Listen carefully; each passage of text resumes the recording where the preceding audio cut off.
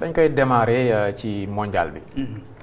gis nañ fiasco bi nga xamante ni dal na Sénégal. Équipe nationale dafa doon vitrine. dafa doon loo xamante ni dafa bari lu muy symboliser. ci nu muy représenter réew mi. yow naka nga gisee li nga xamante ni mooy manko wuti ndam li ñu amoon. tey ñu ñàkk ko en tant que sénégalais. d'abord may encourager joueurs yi di leen massawu parce que xam naa ne ku bëggoon victoire ñoom ñoo ko gën a bëgg parce que ñoom ñoo doon acteurs yi nga xamante ni ñooy nekk directement ci biir terrain bi ak ñi nga xamante ni yëpp contribuer nañ staff technique bi yëpp mais dafa am benn sénégalais bu mag ci wàllu football tamit ma koy dellu ñaanal suñu borom yërëm ko muy Pape Diouf. dafa bindoon benn téere bu am solo de wax ne le football c'est plus qu'un jeu. c'est plus qu'un jeu loo xamante ni dañuy jël sunuy dërëm ak sunuy ñaar dërëm waroon ko yóbbu feneen ñu ne nañ ko def fii te xëy na sax bi ñu koy réaffecté foofu laajuñu xalaatu sénégalais yi nga xamante ni seen xaalis la ñoom dañoo jàpp rek ne ni nga ko waxee c'est une vitrine. mën na am lu ñu indil du point de vue du ce qu'on appelle le soft power. mën na permettre parce que Qatar bi muy organiser coupe du monde xamoon na du ko gagner mais am na lu mu bëggoon a wane. ñun tamit bu ñuy dem mondial. au-delà de compétir dafa am lu ñu bëgg a wanewaale suñuy valeur suñu culture gis nga li xew avec les Vikings. mooy waa Norvège gis nga à chaque fois il ne rate jamais une occasion pour wane ki ñu doon ak li ñu indi. ci seeni valeur seeni culture ak li nga xamante ni bëgg nañ ko jàllale comme message. kon c'est plus qu'un jeu boobu Pape Diouf waxoon wax na dëgg. donc moo tax yu mel nii bu ñu ciy dem nag dafa laaj beaucoup de sérieux beaucoup de rigueur à tout point de vue et se pose la question de la gouvernance du football. mais de la gouvernance du sport beaucoup plus globale au Sénégal xam nga tey jii on parle de la fédération de football. mais demal nga jeter la lumière sur les autres fédérations. c'est catastrophique du point de vue de la gouvernance te loolu lenn rek moo ñu koy indil Pape Cheikh boole ko warta bokk ak génne ko war a bokk lii mooy sunu problème boole ko warta bokk loolu dañuy dal sax ba dégg nga li ñuy wax ci wàllu liste yenn saa yi kan lañuy convoqué kuñ dul convoqué da ngay gis yenn saa yi ay sentiments daf ciy dugg. Et il y a même une déclaration malheureuse de l'entraîneur Pape Thiaw la veille du match bi ñu war a daje ak ki ñu mujjee dajal mu gagné. Belgique dégg nga mu ne il faut à Sadio son but Sadio doit marquer son but xam nga logique yooyu moo amul ci football surtout le haut niveau donc Sadio ba mu cay toll daawul xaar entraîneur am. di ko may place pour mu dugal but bu ci tollatu ci mën na am beneen rôle tey jii da ngay gis cadre yoo xamante ni rôle bi ñu am ci vestiaire yi jéggi na dayoo te pourtant soxlawuñ dugg ci terrain bi seen apport sax ci biir vestiaire bi moo ëpp doole ci biir terrain bi donc jàpp naa ne nous avons été rattrapés par nos sénégalaiseries les mêmes causes produisant les mêmes effets li xew nii xewoon na ñi xam histoire yëpp footballu tanière bi xam nañ ne à un moment donné bi ñu jógee coupe du monde 2002 après gis nga ne ci période de kii lañ descente aux enfers la ñu dugg. loolu tamit moo ne jàpp naa ne Sénégal dafay tijjiwaat benn ère crise suñu football. maintenant crise début de solution la à chaque fois parce que la particularité d'une crise aussi mooy dafay mettre la lumière sur nos failles nos défaillances nos renoncements ak ñàkk a xàmme farata. ak ngëneel lu dul farata ak lu dul luy farata loolu tamit jàpp naa ni ñun problème boobu et c'est ce que j'appelle nos sénégalaiseries et que moo ñu rattrapé maintenant il faudra que chacun puisse assumer sa responsabilité du am benn chasse aux sorcières je considère qu'il n'y a pas de sorcier wala de sorcière lii am rek mooy ñu situer les responsabilités pour que ñu mën a def benn bon qualitatif parce que en 2027 Coupe d'Afrique am na donc et que mënuñu demaat ci boobu aussi di amaat les mêmes problèmes que nous avons mais encore une fois nañ jël émotion bi teg ko nële qu'on soit rigoureux avec beaucoup de froideur beaucoup de lucidité et encore une fois képp ku war a bokk ñu boole la ku ci warta bokk ñu génne la parce que boo déggee problème bi am par rapport à l'environnement il y a eu des présences suspectes ci tanière bi ñoo xamante ni defuñu fa dara beneen bi aussi malheureusement je dois le constater c'est que à un moment donné aussi il y a l'immixtion de la politique dans la fédération te fédération bi boo xoolee pendant longtemps le gouvernement du Sénégal dafa doon def le tout ba sax koo xamante ni dañ ko colorer politiquement du ci jot yaa ngi fàttaliku l'histoire de El Hadj Malick Gakou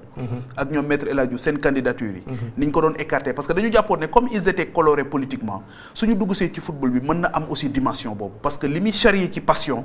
bés bu ko un politique yoree mën na am ay considération yoo xamante alors que foofu jàpp naa ne c'est le seul espace booy retrouver l'unité nationale dans toute sa splendeur sans débat nga xool ko rek gis Sénégal loolu war nañ ko for a Sénégal surtout looloo waral question bi parce que yow homme politique nga député nga mais équipe nationale yi bu ñu demee ci compétition yu ni mel moo xam football la moo xam beneen sport la dañuy joxe image u seen réew ñoom nan lañ mel ay japonais yuy football exactement am na lu ñuy renvoyer ci japonais bi nu mu sérieux exactement ay belge yuy football exactement mais ivoirien wala sénégalais wala cap-verdien tamit exactement am na lu muy wane exactement tey image bi nga xamante ni moom lañ téye ci Sénégal mooy Sénégal boo xamante ni dese na sérieux malheureusement loolu nag sunu ambassadeur yëpp la xam nga footballeur yi ambassadeur lañ ministre bi génn réewam di voyager ambassadeur la député bi ambassadeur la képp koo xamante ni jógee nga ci sa réew di dem ñu jox la raaya wala ñu bañ la jox raaya foog nga sóor ne ambassadeur nga su boobaa nag dafa am benn violence booy teg sa bopp boo xamante ni dina la wóor ne dina am lu ma sacrifier da lay wóor ne fii am na lu ma war a sacrifier parce que dootul lu la neex def dootul lu la neex wax mais beneen bi aussi mooy la valeur du drapeau et loolu ça pose aussi beneen question d'éducation xam nga tey jii boo xoolee tubaab yi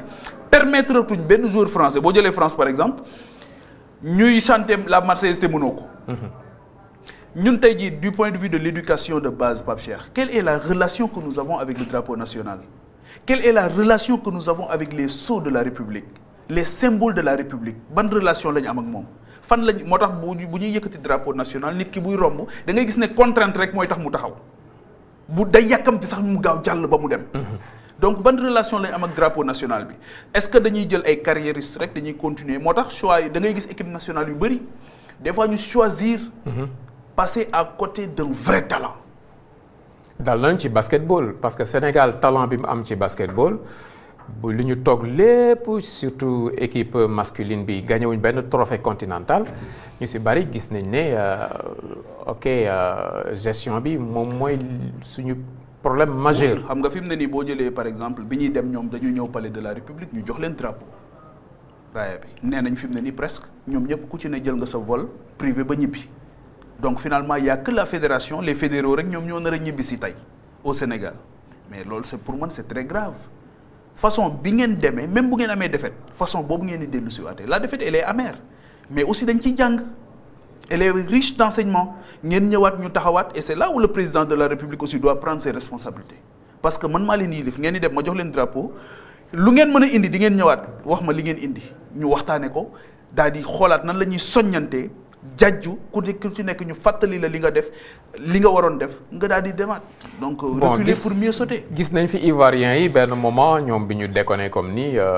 Robert Guèye je parle de mémoire ñoom caserne la ñu yóbbu. oui bien sûr on n'est pas jusque là yooyu excès la quoi. exactement c'est excessif. mais jàpp naa ne au moins ñu dellu si waat drapeau bi ci même format bi indiwaat ko parce que dañ leen joxoon drapeau bi le capitaine dellu si waat ñu jëlaat drapeau bi indilaat ko le président de la République ne ko yaa ñu ko joxoon. joxoo ñu ko rek ñu dem noonu da ñu ko jox ak xaalisu doomu réew mi. parce que aussi les milliards là yi ñu ciy def ça compte beaucoup. beneen bi mooy ñoom kuñ ci woo tey équipe nationale da ngay fecc ba sonn parce que dafa am lu mu lay prestige bu mu lay indil ci sa carrière internationale. et ils sont nombreux les Sénégalais yi football partout dans le monde mais bu ñu ci jëlee 28 wala 26 indi leen mais loolu dafa mel ni tey jii 18 millions de Sénégalais ñu jël 165 personnes rek ngeen dem assemblée nationale. mais tu dois être exemplaire irréprochable. beneen bi mooy nga def li tax ñu tànn la 18 millions ñu jël 165 mais ñaata internationaux sénégalais ñoo am tey ñu jël ci 28 c'est sélectif mais kooku war nga respecter drapeau bi ak lu mu la jaral nag. ak lu mu la jaral waaw. ok kon loolu parenthèse la woon ci wàllu football mais bon pour tëj ko dañ toll ci Sénégal réseaux sociaux nit ñi seen frustration mën nañ ko comprendre mer bi mën nañ ko comprendre mais saaga yi jéggi na dayoo de. ëpp na saaga moom kenn waxu ko. saaga moom Pape Cheikh. saaga nit ñi dal seen xam nga loolu tamit dafay dellu suñu éducation de base rek parce que nit ki fan la mën a egg ba jël vidéo am taal ko di saaga nit ñi ndey au nom de quoi. qu'est-ce que yaayu Pape Thiaw qu'est-ce qu'elle vient faire dans cette affaire là lu ci yoonam yaayu keneen ak keneen lan moo ci yoonam papaay keneen ak da ngay gis ku ñuy saaga sax koo xamante ni papam ak yaayam dëddu na bu yàgg c'est-à-dire que loolu aussi dafay renseigner li yenn saa yi da ngay dégg nit kuy wax rek nga gis l'échec collectif l'échec collectif. ci éducation. mais dañoo feebar ñun. échec collectif lay wane. parce que nit ki damay moom laa doon wax ci bi fi émeute yi amee ma ne gis nga Pape Cheikh képp koo gis mu mën a fekk bien public wala bien privé mu taal ko am na lu lakk ci biiram ba pare xam nga loolu yombul de ku la ko bëggoon def loo tey jii di nga sonn lool. waaw parce que ñëw rek taal nii. taal yëfi jàmbur. ak loo mer. ma yow après yow c'est le déluge quoi. yow amatoo benn espoir ci àdduna mooy dara nekkatu fa non seulement amatoo espoir mais da ngay gis ne am na yaa ngi exprimer benn mal-être boo xamante ni waajaluñ la ci boo ñàkkee wala boo meree nan nga war a comporter woo. moi j'ai été président d'une amicale à l'université Cheikh Anta Diop et je le dis samay collègues yi xam mën nañ ko témoigner ñi ma jàngalool sama camarades yi dama leen doon wax ne leen man mënuma front. ñu ne ma lu tax ma ne leen parce que diggante Abbas Ndao bi ak Fann ay ambulance rek ñoo fiy jaar dama leen jox exemple boobu ma ne leen su ma front wee dagg tali bi ñu war a jële benn bébé Abbas Ndao war ko indi Albert Royer sama front bi tax mu faatu waaw man loolu responsabilité boobu lan laa suñu borom ëllëg c'est-à-dire que loolu alxuraan wax nañu ko balaa Emmanuel Kant di ñu koy wax xam nga Emmanuel Kant dane booy poser acte del xalaat bu ko ñëpp defoon qu'est-ce que serait le monde mais balaa mu ñu koy alxuraan wax nañu ko ba pare donc jàpp naa ne acte bu ñu mën di poser il faut que ñu sóor loolu yëpp mais je suis d'accord ak yow saaga yi ak yenn xaste yu excessif yi yooyu pour man jaru ko mën nañu waxtaan suñu réew mën nañu xool nan lañ koy defaree fexe ba nag lu ñu romb ñu xam ne romb nañ ko ci wàllu gouvernance laay wax parce que tamit bu fekkee ne on a les mêmes problèmes toujours qui reviennent ñuy poser waat les mêmes débats bi Tamale amee bi Bata amee gis nga on était dans les mêmes débats coach bi matut li mu doon cadre yi lii la ñu def indi nañu ko war a ñëw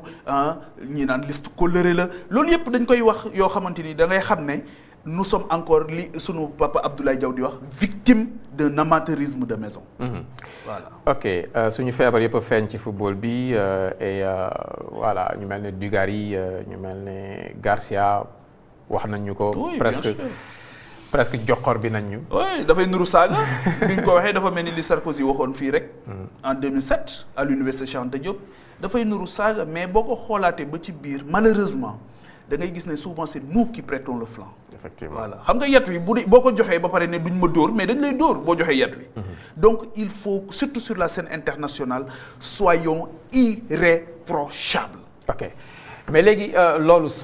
sportif bi la fédération. Staff joueur mais bu ñu ko jëlee ci politique yi tey Sénégal fi mu toll bu ñu xoolee débat politique bi xool fi ñu toll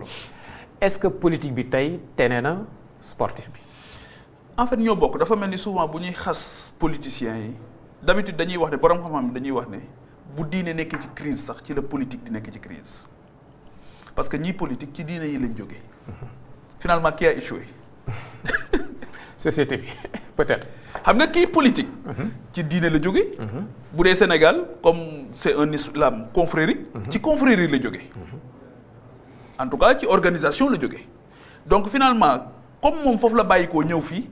li mu jële fii lay indi fii niñ ko waajale fii lay indi fii et loolu ça interroge tout le monde ça interroge toutes les organisations avant ñuy interroger la société. il y a une dimension très sociologique très anthropologique. ci yenn comportement yi boo ko gisee donc boo xoolee nga xool du point de vue anthropologique sociologique da ngay gis ne défaillance yi am foofu moom moo feeñ fii et puis comme disait l'autre il n'y a pas de destin forclos il n'y a que des responsabilités désertées il n'y a pas de destin forclos il n'y a que des responsabilités désertées désertion boobu nag moo am à tout point de vue au niveau de l'institution de base de la famille le véritable rôle de la famille ak institution intermédiaire yi bu dee daara nga jaar wala muy école nga jaar ba ni ngay doone ki nga war a doon le produit parce que l'homme n'est que le produit de son terroir foofu nag mooy problème yi nga xamante ni ñun bëgguñu ko xool mooy ñun aujourd'hui li ma ne il n'y a pas de destin forclos da ngay gis koo xamante ni très sincèrement il se dit parent mais il n'est pas un parent parce que être parent c'est une compétence on peut être un géniteur mais pas un parent. C'est une compétence. Être papa ou maman, c'est une compétence. C'est une responsabilité mas'ouliya qu'il faut assumer pleinement. léegi nag foofu tamit da ngay gis ne dafa am ay défaillance waaw beneen bi aussi nga gis ne nit ñi li Mariama ba doon wax naan le rêve d'une ascension fulgurante pousse les parents à donner plus de savoir que d'éducation à leurs enfants. Le rêve d'une ascension fulgurante pousse les parents prestige rek. tekki sama doom école bii la jàngee tekki na ba pare tekki boobu ñu indi ko rek ci matériel. fekk ne nit ki dina am lu bëri te ñàkk lépp nit ki mel ni ku amul dara te am lépp finalement lan mooy am ak lan mooy xam-xam dafa mel ni tey jii rek da ngay gis ne boo génnee ku ci nekk ngi langar rek master am koo dajal mu ne la am naa master sama doom am na master. alors que à la base jànguñu pour am. da ngay jàng pour xam pour denc réer da ngay liggéey nag pour am donc le culte du travail. de l'excellence fii nag. la quête du savoir. ci lan la lay génne société yëpp am responsabilité nag boo xoolee yonent bi salaatu wasalaam sunu borom dafa dem ba ñamal ko ñàkk mën a bind ak ñàkk mën a liir. cafka bi lu metti la loolu moo tax mu ne ko fexeel ba koo yilif ak société boo yilif nañu génn ci réer nañu mën a bind mën a liir loolu moo tax c'est un crime pour un État pour une organisation bu mu mën a doon pour une famille bu mu mën a doon nit juddu fa. te mënta bind mënta lire loolu moo tax ñu consacrer le droit à l'éducation ñu ne droit la droit fondamental la léegi nag farata soo ko deful yat bi day dal sa kaw loolu moo tax sax dégg nga ko na mu ko waxee ci hadis ba talabal ilm mu ne faridatun ala kulli muslimin wa muslimat farata la il faut que nit ñi denc réer boo gisee bëri na problème yi ñuy indi ci table ji fii di ko waxtaane bëri na problème yooyu dem tribunal da ngay dem tribunal gis ñuy juger nit mu wóor la ne kii njuumteem ci ñàkk xam rek la. ñàkk xam day yóbbu nit ba sax musiba la. ok ca aadama ba léegi. donc nan la ñuy def ba nit ñi xam. ba nit ñi am. loolu moo tax république jóg. ok mais qualité politique.